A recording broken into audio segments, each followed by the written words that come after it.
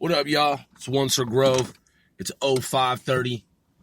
Yes, it is. And it is Friday. TGIF. Thank God it is Friday. Today is one day closer to Halloween. It is 25 October 2019. Star date. How's everyone doing wherever you are in the world?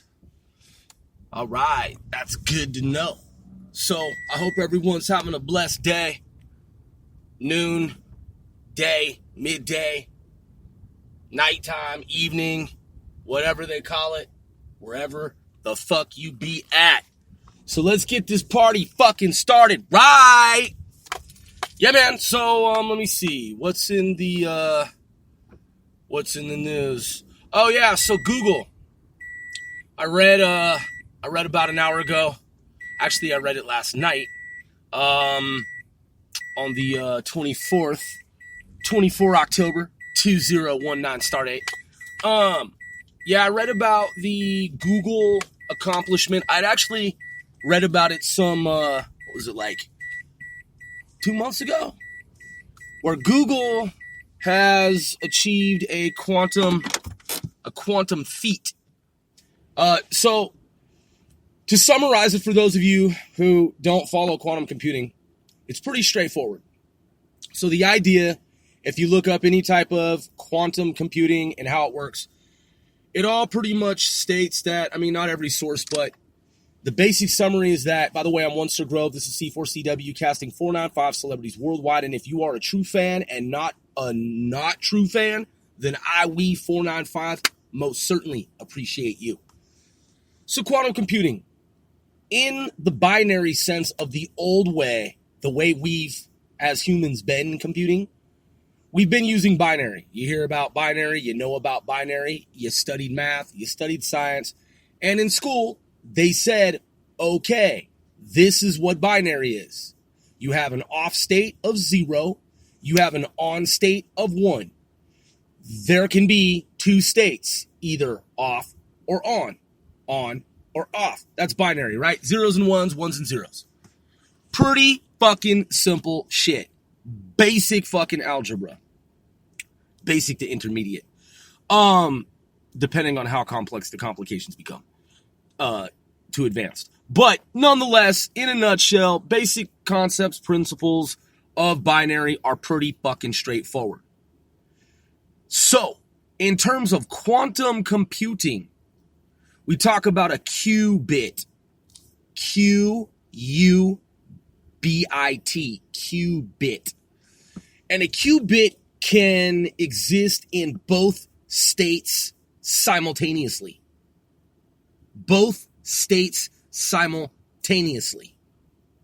So that's the basic differentiation, distinction, difference between the two different types of computing. The old school dinosaur way of doing it, binary, and then now quantum computing, where it can be in both states at the same time.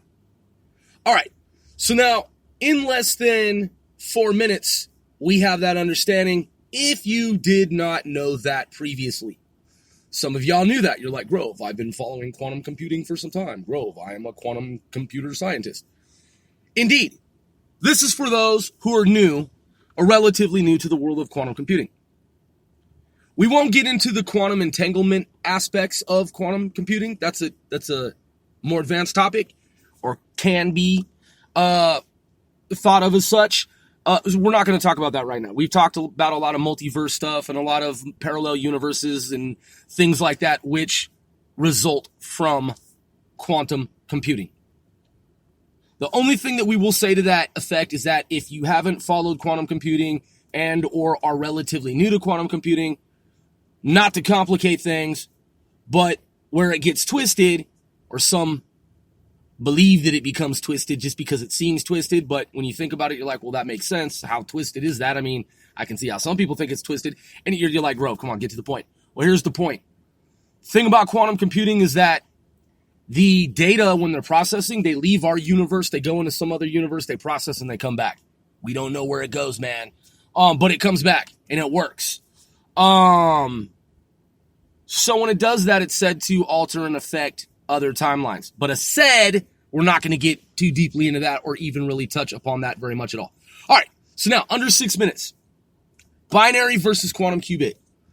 So the Sycamore chip, we'll call it a chip, right? This Google program, what the Google processor array, because it's not like it's just one chip, it's like a nexus of components, right? Albeit this chip, if you want to think of it as that, just to make it simple. I'm just saying, just to put it into perspective so it's easier to work with in terms of evaluation, assessment by the human mind. The chip, the quantum processor that Google just created, well, they didn't just create it, but that came to light and has been in news media, it's called Sycamore. Sycamore, Sycamore, Sycamore.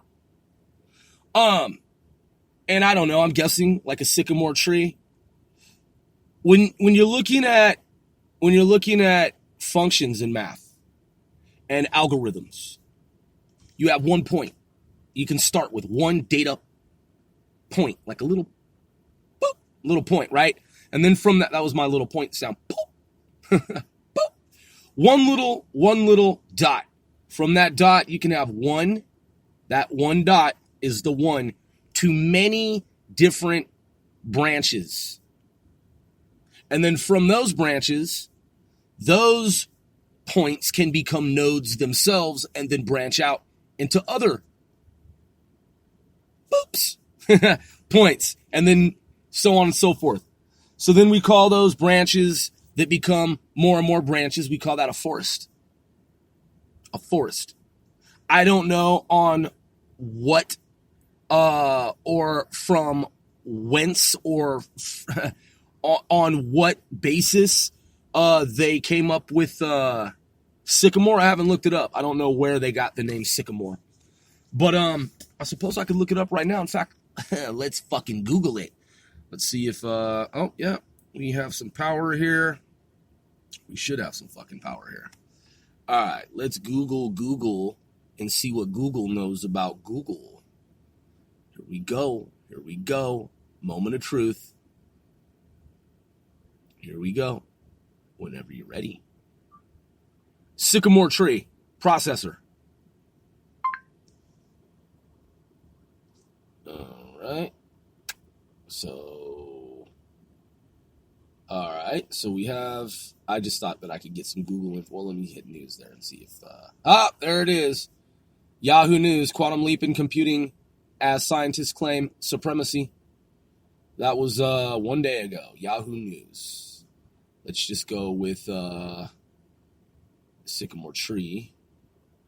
Sycamore tree.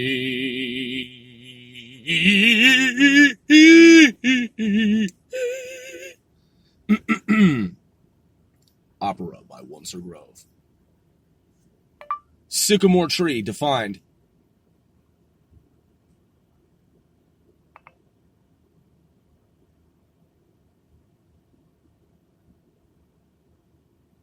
So it says right here, Merriam-Webster, one or less commonly sycamore, a fig tree, Ficus sycamoris of Africa and the Middle East. That is the sycamore of Scripture and has edible fruit similar but inferior to the common fig.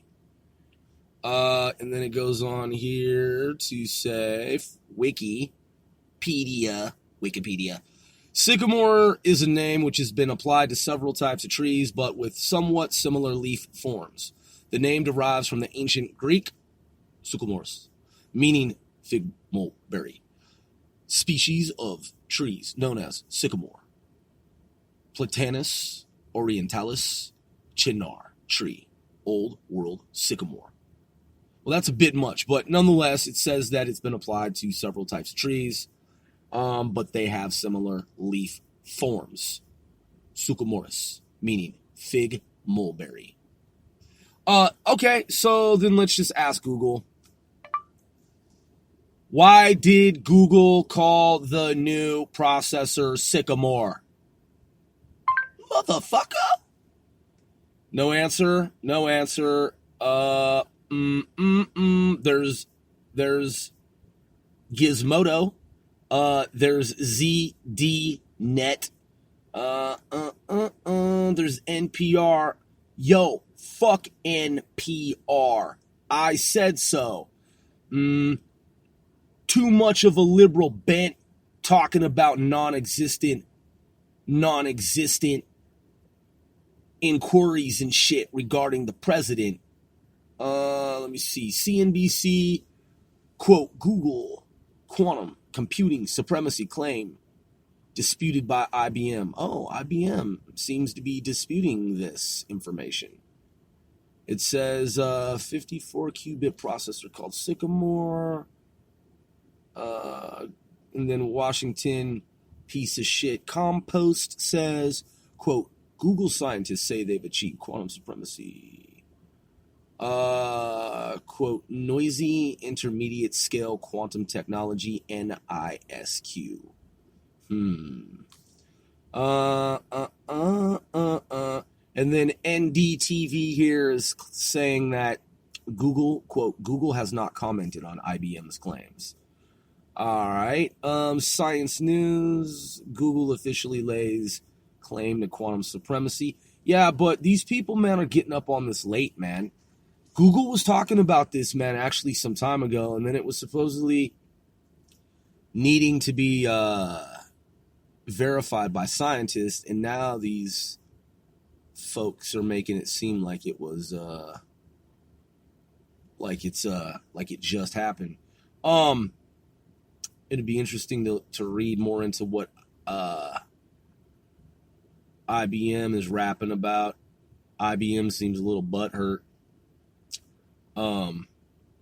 Okay, but so here's the dilly, yo. All right.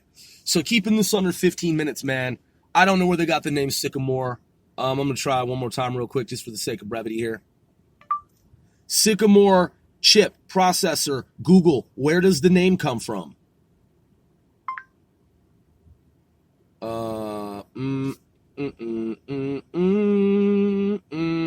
Just some random shit that I'm humming about.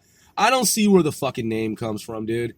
But, all right, so here's the basic skinny on it.